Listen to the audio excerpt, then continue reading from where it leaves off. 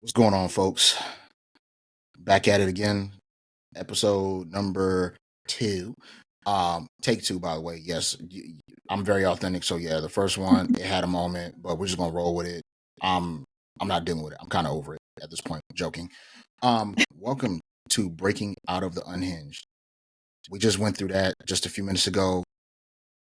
Since our podcast editor decided to be unhinged. Perfect fitting Right. for a title, right? Mhm. Um, you guys, gals, and distinguished guests are joined by James Tates with my amazing partner, Eva a- Morales, NLP yes, hypnosis coach. Mhm. aka Forever. But That's how I tell people pronounce my name like Eva like that. Okay. Yeah. Forever Ever, Yeah. Forever Ever. I'm pretty sure that's going to be a hashtag at some point. Do what you may with it. If we need to put it on a t-shirt, we will do so. Just let us know. We're seeking serious inquiries only. Um,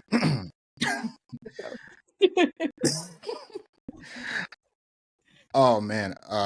Yes. Eva's an NLP and hypnosis coach. And again, I will be your neighborhood hope dealer, your transformation and mindset coach. Again, my name is James Tates. And again, welcome to Breaking Out of the Unhinged, where we talk about all things in spirituality, pop culture, and technology with its intersectionalities. Eva, Eva, forever, Yeah. ever, Yes. forever, ever. So, how are you doing today, James? How's your week I'm been? sorry. It's been a lot of changes. Um, I'm probably gonna bother you with forever for a little bit. Just so bear with me. I'm trying to get it out my system. No, but on a serious note, it's been good. It's been good. A lot of changes. I know I'm in a transformation right now. Rough patches, but it's one of those things is that, I'm still running that race. I'm still head on running my race, staying on my path, you know, been through some serious events as of late, but I'm still in it to win it. How have you been? Good. I feel like it's been just a really great week. Having a client, being able to walk her through some different like healing modalities that I put in a toolbox for her so she can get started with that. And it's just really, with me starting my healing journey and me being able to impact people in that way is just something that I find it really near and dear to my heart, because that is why I'm here. Like, I feel like my whole life I struggled to feel my emotions. And Hmm. I had read this book on birthdays. It's like the person born on this day and what their challenge in life is. So my challenge in life was like feeling my emotions, and I was just like, how did this book know? you know? And being able to just be there and see that even though it's a challenge, like I'm up for the challenge. And anybody who's in that same like playing realm, trying to heal themselves and be able to just seek, like, how would I say it, like a safe space to be able to release, because I feel like many times that's what we need. I mean, this, we've had sessions where all I tell you is like, I'm gonna do my thing, I'm gonna cry, I'm gonna hum, I'm gonna do whatever for me Hmm. to be able to just release, because sometimes all you need is somebody to like hold space for you and really see you and hear you, and just have that what do you call it, that moment of somebody's there where I'm being seen, heard, and just somebody's holding space for me. And just being able to do that for my clients, it's really like amazing. So It's crazy. That was a sign. to mute my phone. Oh my goodness. I really love how you talked about that in terms of sharing, having somebody to share that space. And, thank you for sharing that. And what I love about what you just said was really about, at least from my takeaway, and just paraphrasing my own words without stretching this out, making this too deep.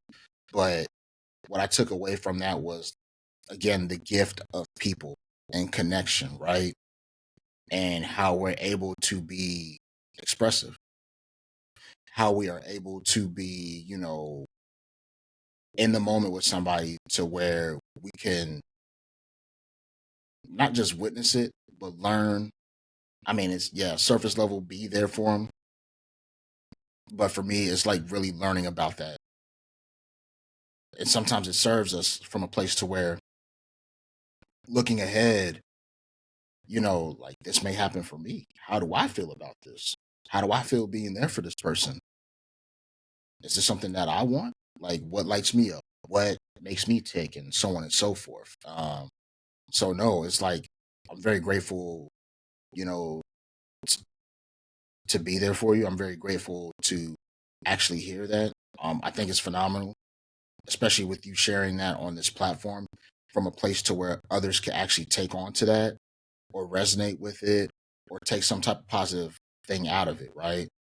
Um, and it goes to show that like you're acknowledging that person that they're running their race, but at the same token, on a deeper level, you're cheering them on, albeit whether if it's releasing, albeit whether if it's like tears of joy. They just got, like in your case, you're doing onboarding, you're doing you're picking up clients and so on and so forth. You're growing and ascending. That it's amazing. It's amazing. So, Yeah. I really love oh yeah. holding space for people, you included, and just people in general, so that they can really feel seen, heard, and just safe in a space. Because I feel for me, I struggle to feel safe, like a big part of my life. I'm really honing in on I am safe because I'm providing that safe space for myself. And nothing that anybody outside of me can do can change the reality that I see within myself because I am safe and I will continue to cultivate these beliefs because that is what I want my reality to look like, feel like, and sound like. So, yeah. And you touched on something that I feel would be like a good topic of conversation, about emotions and suppressing emotions. How do you feel about that topic? Oh boy, the infamous conversation about emotions. No, I feel good about it. I think let's get into it. I think we're in this world now to where the veil has lifted and we're being forced to some degree to not at the stage of reflection, the immediate stage of reflection, but more so of the stage of dealing with it. Let's get real about it, right? A lot of times when things happen in our lives, we kind of like, well, speaking for myself, I know I can have a tendency to run away from it. And in my current state of transformation right now, in terms of like changes of home and everything from there, it's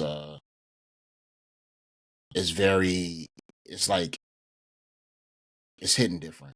And I say that because um until Riverside decided to crash the first time, hint hint, wink wink, free subscription. um oh, I'm getting it. But no, on a serious note, but the first transformation the first major like rites of passage that I went through, transformation, however you want to call it, was like when I almost unalived myself.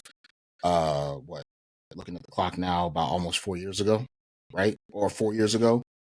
And it was like what I took away from that experience was like the journey of it, the process of it. So, what was coming up for you in those moments? Yeah.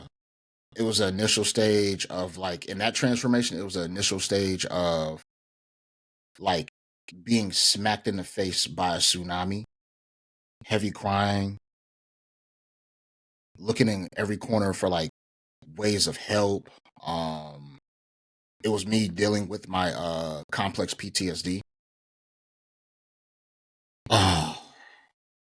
And then like the middle of it was like all of these sweeping changes. people cutting me off. It was a lot more people cutting me off because I was in this place of disassociation.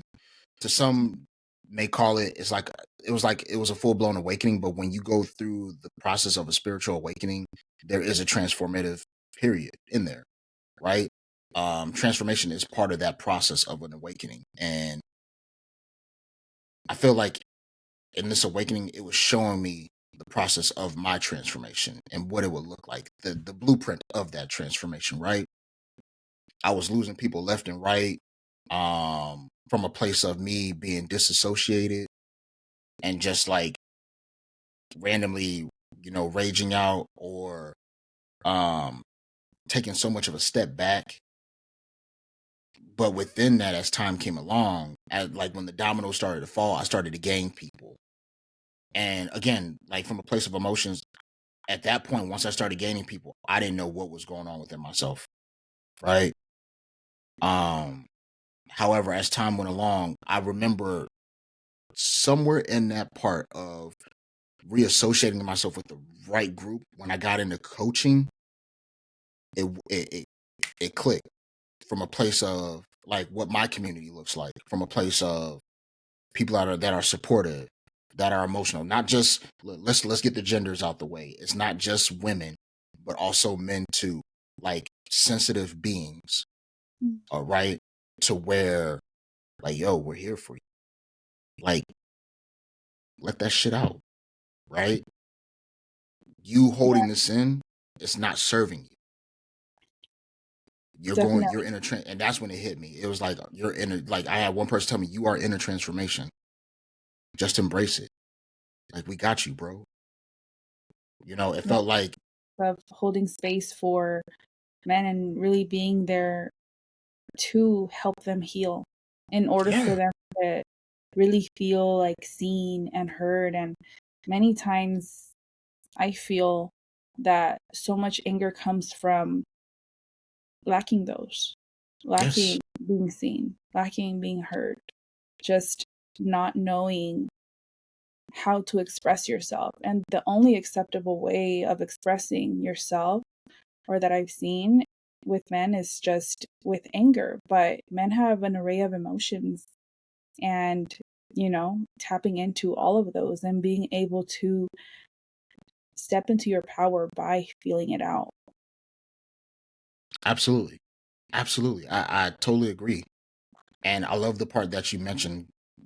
In terms like how you ended it, in terms of feeling it out, and that was part of that process for me, feeling it out with my new tribe, and just really being. And it got me to a place where I was in acceptance. And once I was presented that opportunity, like granted, I was in Lumia coaching school, but in the middle of that process, that's when it woke me up like, oh, this is what it brought me to my purpose. Now coming into this transformation, it's like, all right, I've been through this before.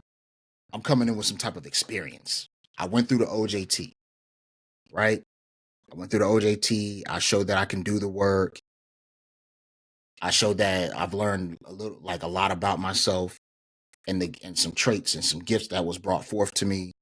Now in this transformation, it's more of like it's time to mature and get responsible about it. The veil is lifting again, right? From the aspect of you've been through worse, right? You've helped a lot of people along the way. You now understand your purpose. Now show us what you've learned, right? From a place of, in my race in particular, how am I able to heal myself? How am I able to show up still consistently to do this podcast? And realizing that this podcast is bigger than the both of us, right? Definitely. Um, Even being on here, it's a source of healing. It's a source of releasing. It's a source of laughs. Well, at least that's what you get with me if you're in my universe. I told just a quick sidebar, not to take away from the moment, but I shared my maximum appreciation for Eva in terms of how she's really been there for me, how she's in my corner, just the emotional intelligence and emotional stability, emotional support that she provides. And it's like, yo, I really appreciate you. And with this subscription of you being in my universe, you now get free laughs and free memes and laughter at your disposal. For sure. And I feel It's like the feeling is mutual, Coach right? Flicks. Yes, it's Coach Flicks. So For no, sure. see, it came up right, but no, like I digress. But getting back into that, right? It was like in that conversation that we had moments to where we just laughed, had the woo woo moment.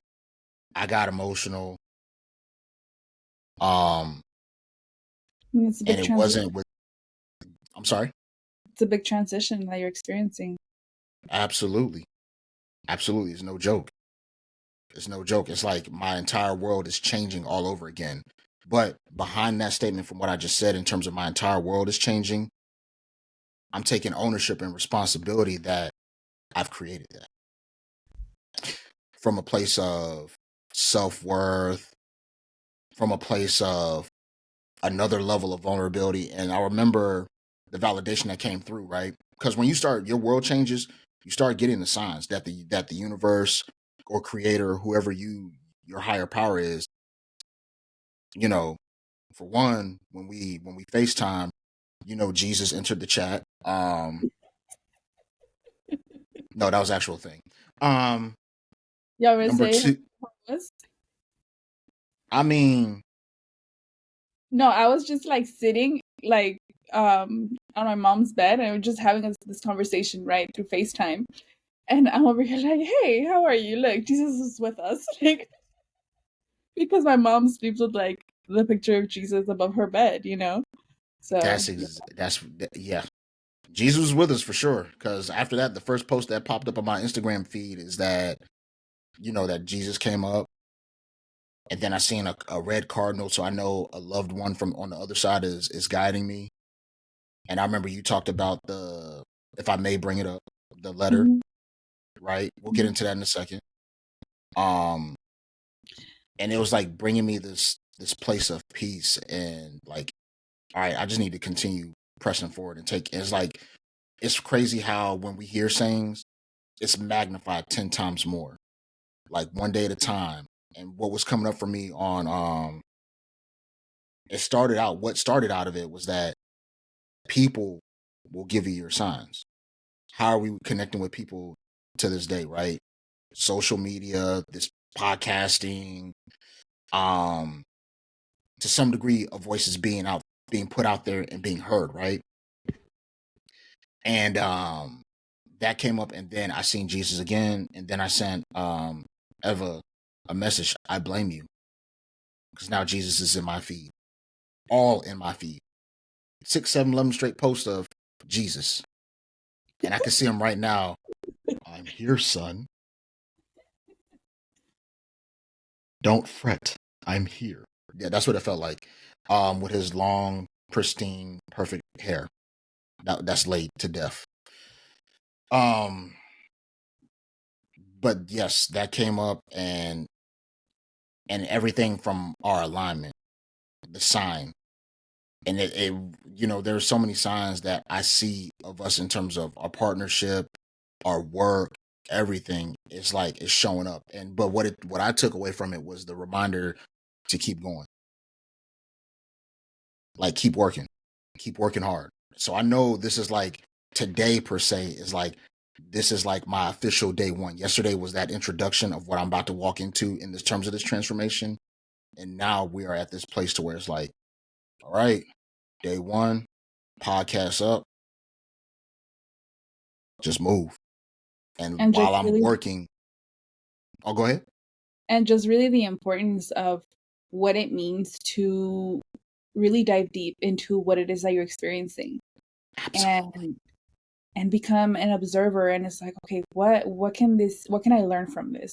What is it that this is presenting me in life? Because we either create our we're either in creator status or in suffering status, and it's like which one are we in? And I was I was jokingly, like, I was talking to one of my coaches, and he I was like, look, I know what it's like to be in the stage in my life where, oh my gosh, this is happening to me, this and that. And I told him, I was like, victimhood is the worst type of hood there is, like, you know? And I know it because I've lived through it. And I know that you can come out of it. You can come out another, like the other side. And it's like, no. Okay, what is this trying to teach me? I'm very curious. I'm very like, okay, I'm experiencing this. So what can I learn from it? Because I am not going to repeat this. I mean, even though in like into relationships, it was kind of like the same, like characteristics of what I needed to learn from that, even though it was like a lot of years apart. But that just showed that I hadn't done any of the work. It showed that I wasn't attracting who like was going to be in my life for the long term, because I was not willing to accept certain things that I was given in those relationships. And that could be like in a different podcast, but you know, just with really being in my emotions, I really didn't allow myself to feel any sort of like emotions. Even after the very first time I had broken up with like my first boyfriend, for 10 months I denied, like, I never loved him. All I just wanted to, I just wanted him in my life so that he can like help me with my car and like this and that. But then after, this is gonna sound like a little like, what? So I was in the credential program to be a teacher. And with that, his he had told me something about like, oh, the I asked him like, what, well, who was the most influential teacher you ever had, because I wanted to be a teacher. And he talked about this coach, and how he helped him through like a tough moment in his life. And that coach ended up being my my credential teacher. So when he was like telling me all these things and it was clicking, I was like, oh my gosh, is he the teacher of the person that I previously dated? Like, Mm. what? You know? And I remember when I realized that, like, my whole body was hot. Like like my cells in my body, because I was angry. Like I hadn't released the anger because I didn't know how. Like, and it was just because I had gotten cheated on. And I was just so upset, you know? It's like, oh, like, why does this like person keep coming up? And the things kept coming up because I needed to release it. I remember later in the week, I went to my therapist, and I told her the situation, and I sat there in tears. And I was like, man, like this.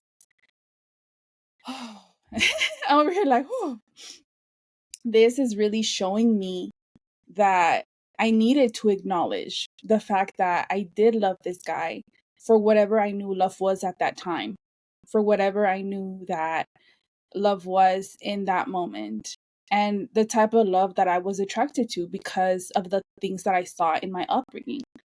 And, you know, I was never allowed to express my emotions. I'm the oldest of 7 children. And as the oldest, I had to like suppress everything. I remember one time my he's my third brother. He's the number 4 out of all of us. He had meningitis. And my mom came to me and she told me, and he was like 2 years old. And with him, you know, being so little and being just so like this, you know, tiny, beautiful soul. See, I'm already like getting emotional and stuff, but it's just, you know, maybe this conversation is just showing me that I need to release this, you know, and showing me that even in my face, I was just like, oh, that's what I look like. But it was just really like hard for me to like, you know, for my mom to tell me that like my little brother was taken to the hospital because of this condition that he had, and that he couldn't he couldn't see her. Like he was physically there, but like his soul was not there because of what his body was experiencing. And she told me, and I started crying. And then she told me, she's like, Mija, you gotta be strong. You gotta be strong for the rest of your siblings because, so he's number 4. So I had to take care of, and I was 14. And I had to take care of, I think my brother was 8 and my other brother was like 4. And I had to be strong, and I had to, like, um, I wasn't allowed to like feel my emotions then. See, even me with just like talking about this is healing me, because it's showing that I need to, one, like, release this, but even just talking about this story of like the importance of like releasing your whatever pain you have in you. um it was just hard, like, imagine like somebody telling you somebody that you really really love is, was taken to the hospital, and you weren't able to see your little baby that I would take care of, for like 3-4 days, because we couldn't see him because he was just like in that state of shock, and my mom didn't want us to see him in that condition either. So it was something that was very like hard for us to just, or I guess for me, because I was like more like, I remember it. I don't know if like my younger siblings remember it, but for me, I know that it was something that really like shook me, because it's like, oh, like my little brother, like he's 2 years old, and how is it that I can how is it that I can release this? And I didn't know how. And even until now, like I guess this is coming to like a good, um with me being able to like share this story with you guys, and know that, now that I'm, years past about this, like I still need to release that.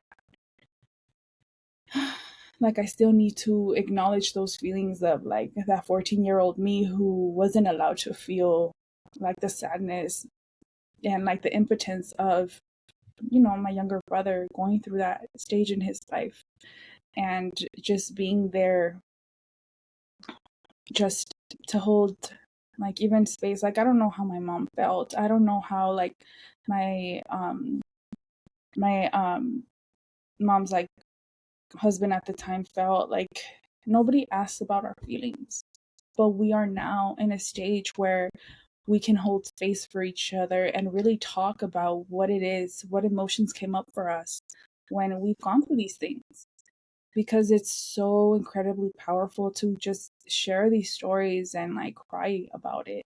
And like I know nobody wants to do that. I know, like, I went through the stage in my life where I had to like go of a lot of people who I would say like, hey, let's get together and have a crying session. But like people in that sphere of like, they didn't want to cry. They didn't want to feel their emotions. And now I feel so blessed to be like surrounded by people like you, people like my friends who are coaches as well, that are helping me navigate my emotions, and just having that supportive community and being able to be vulnerable and being able to just be there for each other, and really acknowledge that our pain has value, and that in order for us to fully heal those aspects of us, we need to release. We need to just cry it out, yell it out. I've tried so many healing modalities, and I feel so blessed that I've been in a part of the community that I am in, like Claremont. They're the holistic healers community. Um, and they've just been really supportive and just going through my healing process. I'm like, hey, you want to go do this? We're going to go, like, let's live out. So it's been really cool to have that support, and see that people do want to heal, and people do want to release whatever it is that they're experiencing, because there is power in feeling what we felt. Part of being human is being able to express all of our emotions and holding space for them. So yeah, I feel like I'm like going off on a tangent, but like I love this. I love being able to, No. share this with you. This story I hadn't told you before, but it just came up. Oh, this is a World Star hip hop exclusive. No, I'm joking. Um, Yes, for all of our audience. Yes. Well, y'all got it here first. Y'all got it here. No, I think overall that's dope. I love how you talked about, you know, having a good old cry session, right? And a lot of times we don't even think about that at all. We live in a world to where emotions are felt. There are some people who are in the world that are empaths or emotionally heightened or emotionally sensitive. Um, but I really love how you talked about, emotions and how that can lead into connection. It's like as people, we run our own race. We go through our changes. We go through stuff, and when we get to these to what I consider water breaks, the water breaks consist of people cheering you on. You ever like it's like running a race, right? You do a marathon, and while you're running that marathon, me in this case, I'll probably be gassed out, and I'm probably reaching like, but there's people cheering for you, go, go, go, and they're handing you water. I probably out of I ain't even gonna hold you. Probably out of that entire cup, I'm probably gonna just splash the water in my face. So I'm probably gonna miss the entire sip. But not to deviate from it, the analogy, but in life we go through water breaks, we have checkpoints, and this is all within our race. When you go through the first few miles, you don't have nobody. You got people cheering for you, but you don't know who they are. And as you go further on, you start seeing people that are cheering for you, and and then you got that one fan that has a shirt, I love you, Eva. I love you, James. And then you starting to realize the why behind it, the deeper why. Therefore, that motivates you. And then you get to that checkpoint, and that checkpoint, at that time, you're gassed. Behind being gassed, it's like this transformative period, right? We start reflecting. Behind that reflection, then we start seeing the people running like that was cheering for us. Like, I don't know a look of any of these people. It's cool to get cheered on, but who are they? Okay, cool. The mystery remains. But behind that mystery of these people cheering for you, you're going through this transformative period. Within that transformative period, you go through some upheavals. Things fall apart. Change is here. So are things really falling apart or are they really falling into place? It's funny how you said that. That's what just literally came into my mind. Folks, in case you didn't know, Eva has a tendency and does a phenomenal job reading my mind. And my brain is like obviously the size of a peanut. Um, but to that point, that's that part that you just mentioned, that's where the mindset shifts. Cause it does start off feeling like, why? Why is this happening to me? Look at this shit. Like, why is this happening to me? And then as you continue, you're about to go through that checkpoint, you get back to it. And also the who else is cheering you on is all the past versions of you. Like that Oh, little you, that that you of that's months old, that you that's like 2 years old, 4 years old, 6 years old. All of those versions of you are cheering you on. They want you to learn your lesson so that you can step into the next stage of your life. that's part of it. The other part that I didn't mention in terms of the people cheering you on, those are the people that's probably going to be cheering you on by the time you get to the next checkpoint and thereafter, that are probably going to get you ready for that next checkpoint, right? And in that case, within that transformative period, you start realizing once you commit to yourself, once you commit to the next part of the race, you get your split time. That split time is that reflection, right? That split time is the moment to where you just look at your life, the disassociation, the association of new people, and self, right? From there, you'll then get to a place to where you start realizing like, oh, things are falling into place. Hold on. Then it turns into a discovery moment, right? That discovery moment, you start seeing people in their lanes, in their race, some continuously going, some falling out, passing out. And then you start learning the art of letting go. You become an artist of letting go. You have your Van Gogh moments of letting go and doing it with from the place of love, not anger, right? And honoring And all the mhm, parts of us, honoring what that anger is trying to teach us, honoring what the sadness, the hurt. After all, we're here to feel it all. So, what is it that you're allowing yourself to feel or to not feel, and why? and that's the thing. That's the deepest part of the reflection piece is the emotions, the tidal wave, and the tsunamis of these emotions, right? Get to that place to where I know for me, I'm at a checkpoint, and behind that checkpoint, I've recognized, or we'll just say checkpoint number, we'll say checkpoint B. We'll just say that, right? Checkpoint A was like you're being introduced to an invite, well, not even introduced. No, you're being invited to this transformation. Subconsciously, you just go through it.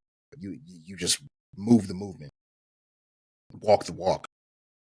This one for me in my journey, in my race, it's like, all right, I've been this first and foremost. This could have been worse. I could have unalived myself in the process because that's what the first major transformation was, where I almost unalived myself.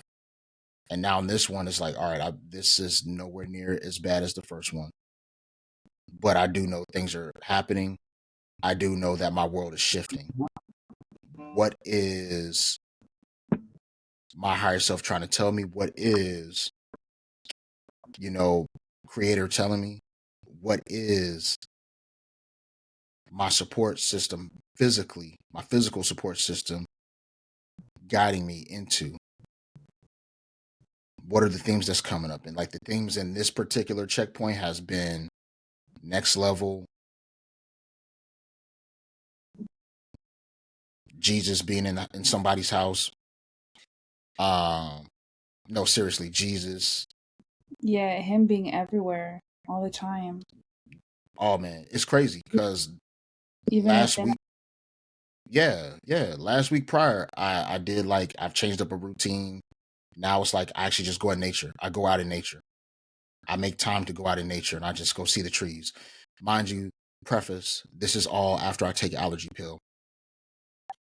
I will not be attacked by. I will not look. I'm already getting hit with tidal waves of change, not tidal waves of pollen. I'm cool off that, but I digress. Um, Look, it's me, Jesus, and Zyrtec. We've all entered the chat, but I went on a walk and I found a $10 bill, and it had and how it was crumpled up. It was weird, and I I'm a a claircognizant, so it's like I just have like this inner know. I was like, it's crumpled up. It's cool. And I was actually within that walk, I was talking to God. I was like, hold me down. Like, I don't know what's happening, what's changing. Things feel weird. The pollen is not pollening. Then again, Zyrtec was with me, holding. It was like I felt like I was in a three-way walk. Jesus was holding my hands, and Zyrtec was holding my hands, i.e., the people in my hand. And but I, as I prayed, I came across a $10 bill, and it was crumpled up, and it just something hit different about this $10 bill. At the surface, it was from a place that I looked at it as like Jesus valued me. Jesus and Zyrtec valued me. However, the way it was crumpled up, it was like 10-10. I was like, and then that's when I came across seeing like, what does this mean? I actually picked it up. I looked around. I knock on a few doors. Is this your 10? Is this your 10? I get back home after I finally claimed it. I don't know who would claim a $10 bill. Like, we got stuff going on in this world, but that's neither here nor there. I get home and I search up 1010. What does this mean? And the biggest thing that stood out to me was that Jesus is with me. I'm like, I already knew that. Is Zyrtec going to be here the way that you is, though, for real? But what 1010 said was like, Jesus and God is hearing your prayers and you are valued. And after that, I had, my day job, being a mentor. So I go meet up with my client and he did some side stuff that he got in trouble for. But when I talked to his parents, it was like, I would have just gave you the money back. I value you. That word came up, value. So it was like, all right, where's this leading me to? And the next part of that was like, choose yourself. It's going to be a bumpy ride because people are going to view you being selfish. We live in a world that's, at least to what I feel, is simulated because we're here to learn lessons and to grow, right? So it's like it's like something that Pharrell said about not putting no emotions into anything. Well, unless it's obvious moments, having a kid, getting married, graduating, not sneezing off of Zyrtec. But the Zyrtec reference is heavy because I hate allergies. I hate springtime. Don't judge me. But no, however, that said, it was like, all right, I need to start looking at place of value within myself. For those who don't know, my North Node is in Aries. I will Explain leave to that. us what that means.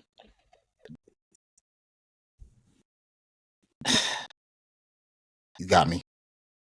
I will tell you in detail because every time I provide a little mystery, you get hyper curious. So I will tell you in the world. Please tell us. The North Node is your path to destiny, right?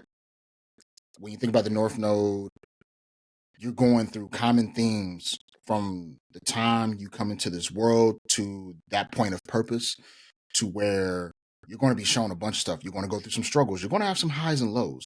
But no matter what, albeit whether it's through free will or you walk the path that's being provided, essentially you will be met to your destiny. How you get there, that's like whatever car you take and however you want to drive it, that's what you choose. Free will or walking in your purpose, right? Through spirituality. So when the North Node is in Aries, you think about Aries. Yes, Aries get a bad rep for being selfish. I don't think they're getting a bad rep for being selfish. I think if I was to reframe it, I think they're the signs that teaches us to choose ourselves and love ourselves. They're the beginning of it. They're ruled by the head. They're ruled by the ram. Know thyself, right? Opposite of Libra. Libra is the relationship sign. And I'm gonna get to the Libra part in a second because that's where the South Node lies. But the North Node in Aries is like it's really about me blazing my own path, and the start of that is really choosing myself. And I say that from my own definition because within my journey up until this point, at this checkpoint, after a few water splashes in Zyrtec, is that within my journey, I have spent a lot of time doing South Node stuff. And South Node talks about the gifts that you come in with. So in my past life, I mastered relationships. I mastered. We don't even have to put the label on relationships because that's I think when people think of Libra, they think about that. But I've mastered the art of we. Right. I'm a charmer. I'm very diplomatic to a degree. I know how to get what I want and have people see things from my perspective, but also with me, I know how to see other perspectives. Right. And when that comes into Aries, hey, your South Node is your comfort zone. These are the gifts that you come in with. Don't lean into that. However, this the catch. When you keep leaning on that South Node and that comfort zone, you feel empty. Right? In my case, I was like, man, I've been sitting here people pleasing. I've been doing all this. I'm going through therapy. I'm taking care of myself. I'm making this about me. Outside world is going to be like, well, all you do is think about yourself. Well, kick rocks. Straight up. Who will be for me will be there for me. And who won't, right? Me going into coaching, going into uncharted waters, blazing that path, having failures, understanding that failure is part of the process, falling in love with the art of failure, because within the gifts is lied within the failures, right? Getting into coaching, the whole nine, um, podcasting. We had a mistake earlier today, right? For example, what are we still doing? Despite whatever we got going on, we're still here and we're still running our race. We're running this race, like this unique race of the podcast that we're running, where we were, our souls was invited to be aligned and do this project together, right? And Where is be this there to leading me to? support each other. Yeah. And be able to like lean on each other so that we're able to be able to accept the feedback together, accept criticism, and be able to Mm-hmm. transmute that into something that's like powerful and valuable to people. Because people may think about like, oh, selfish, this and that, but it's like if you're leaning into yourself so that you can be of service to others, actually, how is that selfish? Because you're trying to be the best person for you in this moment in your life. Yet, when you come out of it, you're going to want to serve humanity. You're going to want to be of service to others. You're going to want to help others in the journey that you were led on. Like, I had many mentors, or not many mentors, coaches that have helped me, and people that I've met along the way, and that they've really like been there to support me and see like how is it that I can show up for myself to be a better person, to be a better daughter, be a better sister, just be a better human being overall. So is it really selfish to put our needs first? I feel like many times with suppressing our emotions, um, going back into what it is that we're supposed to like, do. We're here to express our emotions. We're here to like feel it out.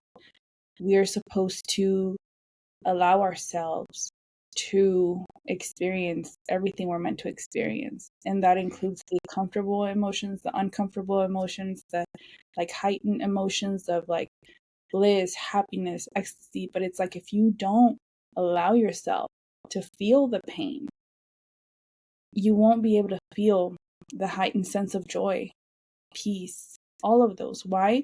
Because and I'm telling you this because a lot of my life I was numb. And now I'm able to like express it. And I'm able to be here and be like a testament of coming out on the other side. All it did was make me want to be of service to others and make me want to hold that space for other people to actually release. And actually, by releasing all of the pain, it welcomes in more joy and more happiness. Why? Because you're allowing yourself to feel. When you don't feel the pain and you don't feel the joy. And I know what that's like because I've been there. And coming out of that and knowing that everything in life was meant to teach me something, it's like all I was doing was learning. So, audience, what is this moment in your life trying to teach you? Take a step back.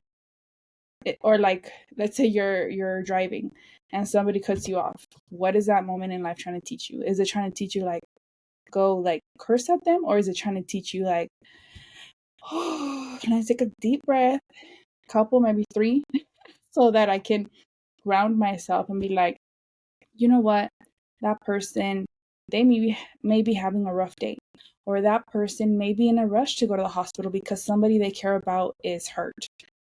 Something along the lines. When we shift the perspective and think about how people may have situations going on in their lives, we give everyone else in our life grace. And by doing that to other people, we give ourselves grace as well.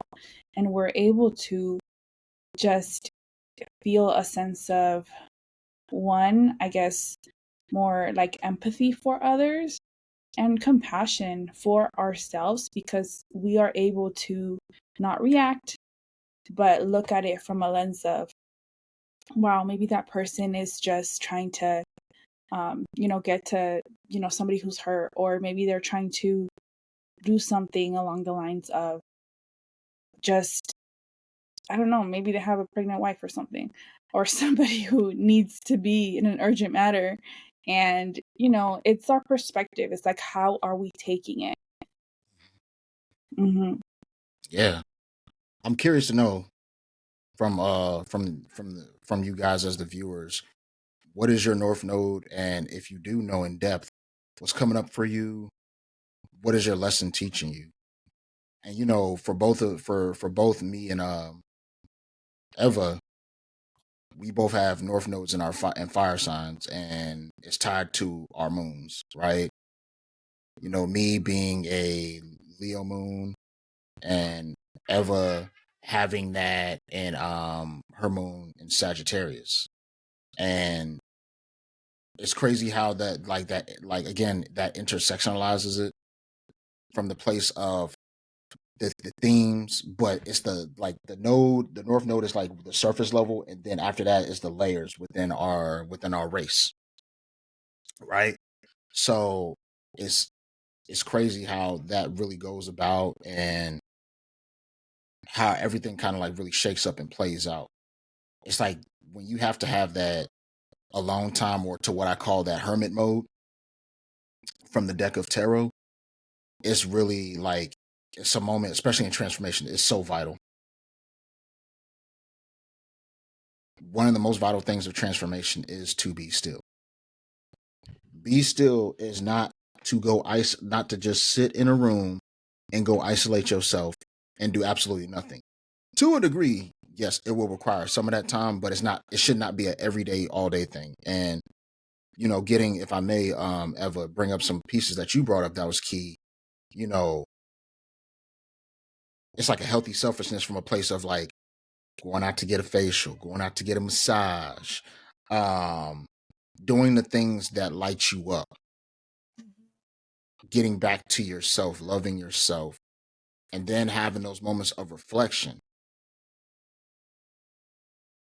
albeit going in my case, going out into nature, um, maybe playing the video game, just letting my mind just run wild, because the transformation is so heavy. But behind all of this, to what I'm saying in terms of the big picture, the overarching theme, your outer world is about to change. Your outer world is is making changes, it's transforming, it's like it's projecting what you're feeling, thinking about on the inside. It's like you're in this hermit mode, it's like this cocoon mode. And behind that cocoon mode, it is,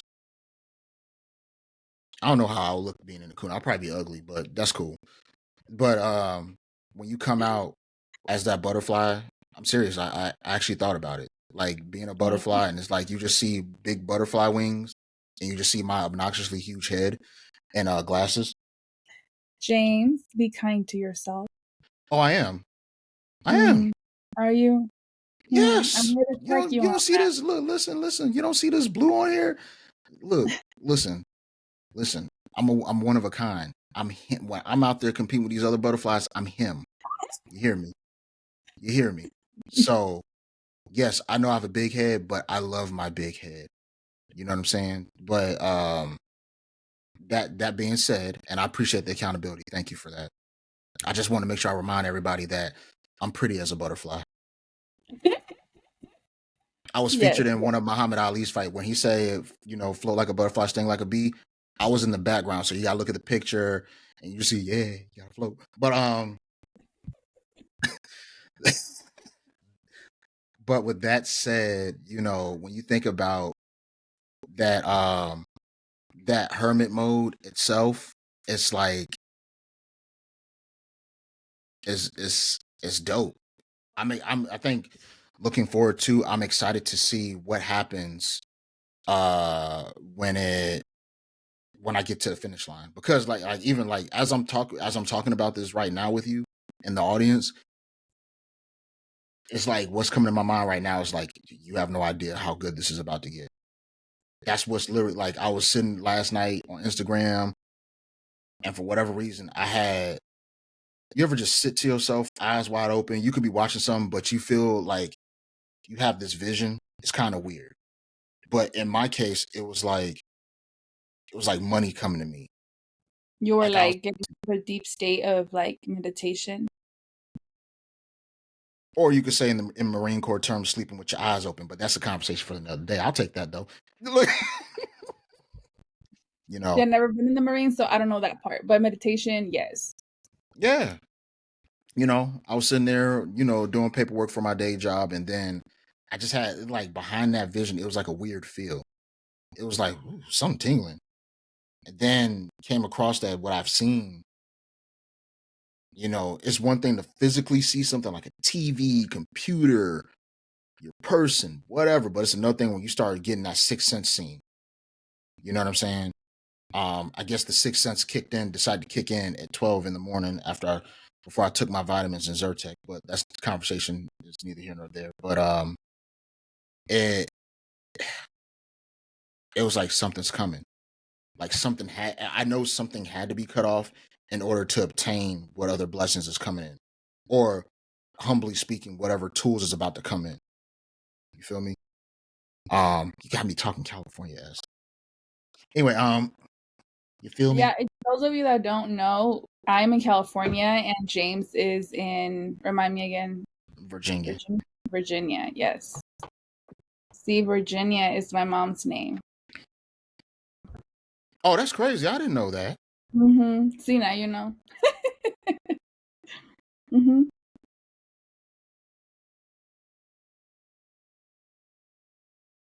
I'm sorry. I'm having. So, the audience, this is how James processes.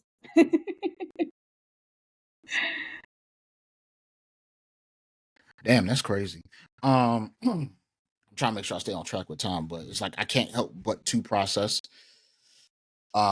Sometimes when I have that look too, it's probably because a sneeze is coming and I probably didn't take meds.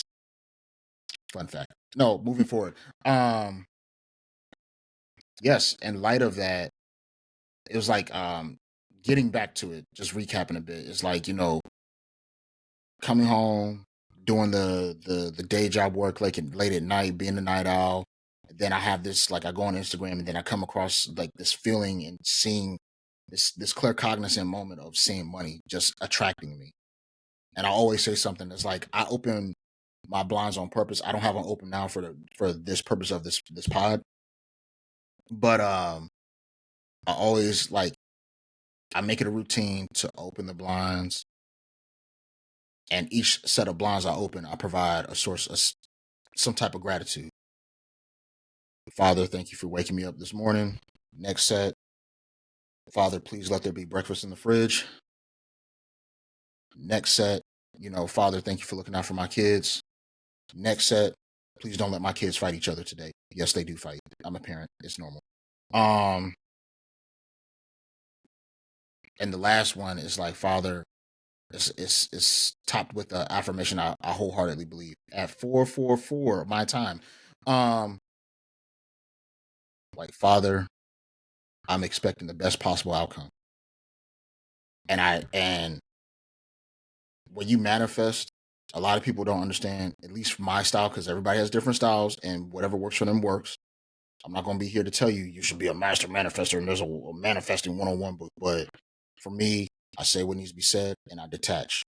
Yet from a physical standpoint, I move like it's mine. I tell, you know,